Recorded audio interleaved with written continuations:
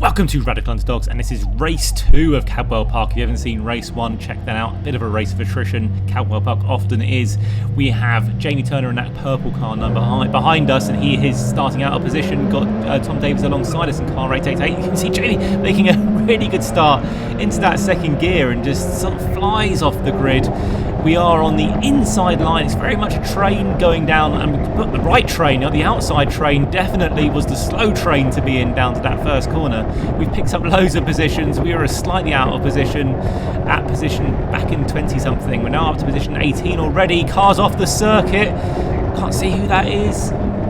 Potentially Paul Bateman, and then car number 42. We're alongside Tom Cannon in 2 orange cars. Don't want to cause any more damage to orange cars this weekend, so hopefully this is going to be a clean pass. We're side by side down the park straight. Behind us we've got cars behind. We've got Jamie Turner doing exactly the same move on Tom Davies, and both attacking cars are making it through. Actually, Jamie Turner's making it through 2 positions in 1 corner. Looking behind us, that's an incredible pass. Going through Chris Curve for the first time. All cars line astern. It is a brave man who tries to overtake through the gooseneck. Certainly some people are trying. And as we go down into Mansfield, again, sort of line astern, showing we're going to cover off the inside line, not going down to second. That's not the right gear. My sort of brain started to think to go down to second, but that's not the right gear to be in. Now backing up along to the mountain for the first time. Again, tight, twisty circuit, Cadwell Park. Fantastic to drive and fantastic to spectate on as well. It is quite difficult to race on though, because it is difficult to get cars side by side. It can be done through hall bends, but it does require a compliant car.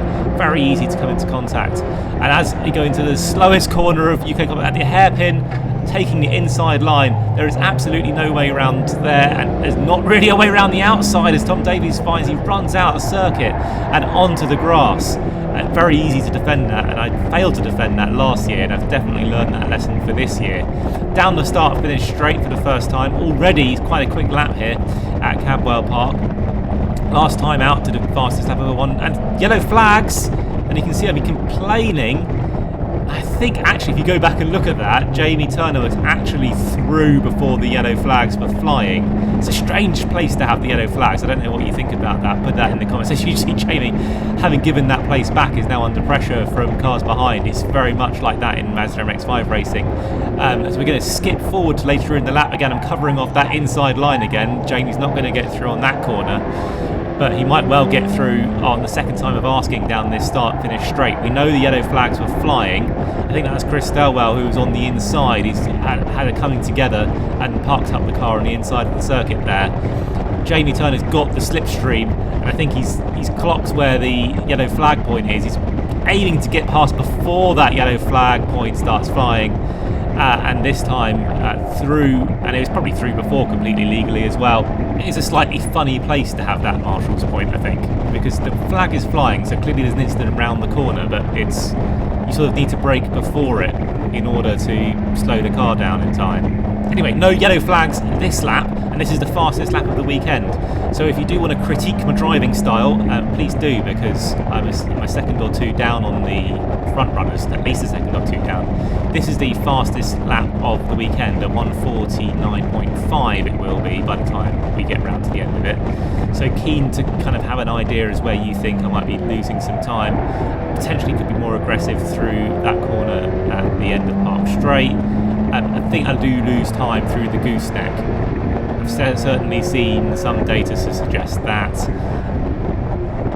And potentially losing time back at the start of the lap as well, at the top of Chris Curve. So losing time down Park Straight, losing time just back where we just went through there at the gooseneck. I certainly had other cars catching me through there, which does indicate that I'm probably not carrying enough speed. Going through the rest of the lap, this is a great section of corners through the mountain and through all bends. It's a difficult track to learn, because if you push it and go too far, then the barriers are waiting to catch you, rather than a circuit like Silverstone where if you push it a little bit too much on some corners, there's acres of tarmac runoff, so you're alright. It's a difficult one, I think, this one. Anyway, coming through towards the end of the lap, take this opportunity to say, comment, like and subscribe if you haven't already, because that does really help. that was the lap. That was a 1:49.5. As I say, any comments below would be useful. Skipping ahead, we're on lap 5 of 9, so pretty much halfway through the lap. You can see Simon Waterfall's fallen off the circuit. He's had a coming together down at the end of the park straight. We are through on Chris Curve, and that puts us up to position 16, so we're up a lot of positions from where we finished last race, going some way to redeem ourselves from the poor showing at the last race.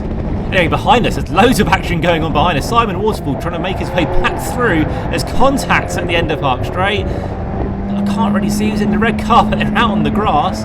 Simon Waterfall makes that position through. As I said, it's not a very wide circuit, is Cadwell Park. You can see going sideways through the gooseneck. Oh my god, the tyres are really cooking, and get a replay of this. You can see as I go down the gear, not doing a proper heel and toe, the rear wheels screaming in agony.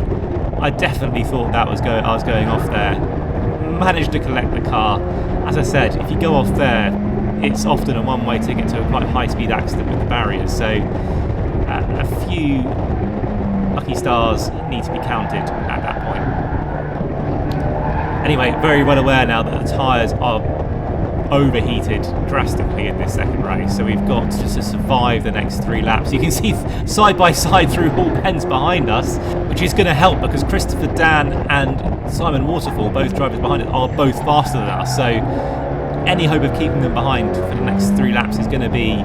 Oh, there's yellow flags, and there's a double wave of yellows all across the circuit. I'm going to do a replay of that again. On the middle of the racing line, just seen, hit the brakes and managed to avoid Jake Pace there. Again, could have been quite a high-speed T-mode accident there.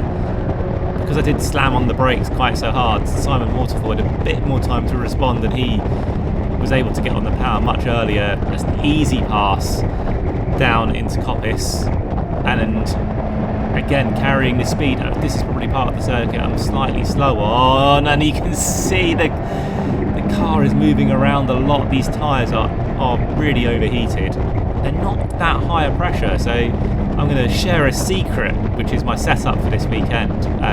Down in position 16, I don't really think I'm much of a threat to anyone, but that was 27 psi on the tyres.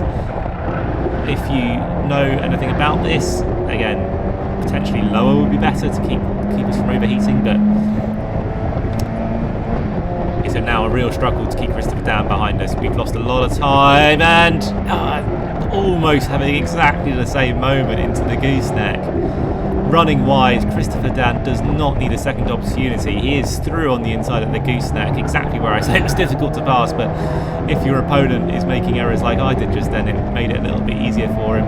We're going to try and follow him now because he was catching us at quite a rate of knots, so it's important to try and learn some of the lines where you can. And through this excellent mountain section of corners, really is great. If there's one circuit you want to go and visit, I know it's a bit out of the way in Lincolnshire, but you get a great view of the action and the drivers working hard through that mountain bend section. Anyway, that was basically the race. This is the last lap of the race. You can see the checkered flag flying. Position 17, not a bad race after all. What an intense race Cadwell Park is. Thank you very much for watching, and catch you again next time.